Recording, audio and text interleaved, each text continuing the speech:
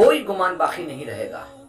اگر اس صورت کو ترجمے کے ساتھ پڑھ لیا جائے یا سن لیا جائے گا، سورہ تکاثر 8 آیات ہیں اس کے اندر، کوئی گمان کوئی شک باقی نہیں رہے گا۔ اگر اس کے باوجود بھی شک اور گمان باقی ہے تو ایمان کا خطرہ ہے۔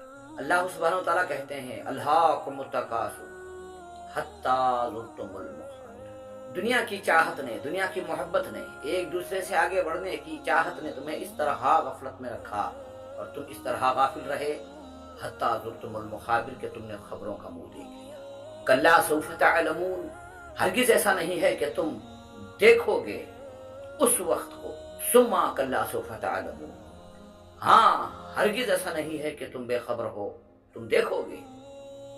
کلا لو تعلمون علم الیقین، تمہیں چاہیے تھا کہ تم اس علم پر یقین کر لیتے تو بہتر تھا۔ جو علم ہمارے پاس آ چکا ہے ہم اس پر غور و فکر کرتے، اس یقین کو دیکھتے، سوچتے سمجھتے کیا جو اللہ نے کہا ہے وہ حق ہے، وہ سچ ہے، آنکھوں کے سامنے چل رہا ہے۔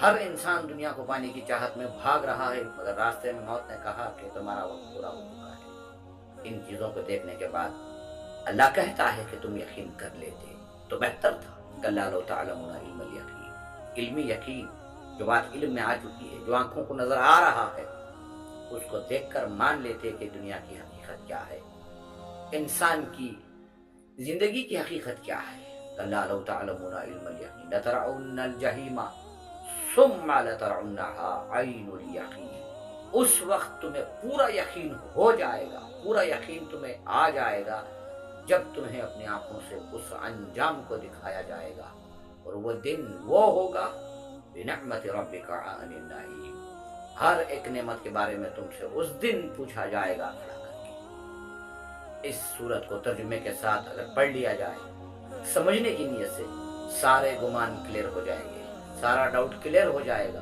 دنیا کو پانے سے کوئی مقصد نہیں، اس کو چھوڑ کر جانا ہے۔ ہمارا اصلی ٹھکانہ، ہمارا اصلی مقام، ہماری دائمی زندگی وہ ہے آخرت۔ اس کو تیار کرنے کے لیے، اس کو بنانے کے لیے ہمیں اس زندگی میں اللہ کے حکموں کو پہچاننا ہے۔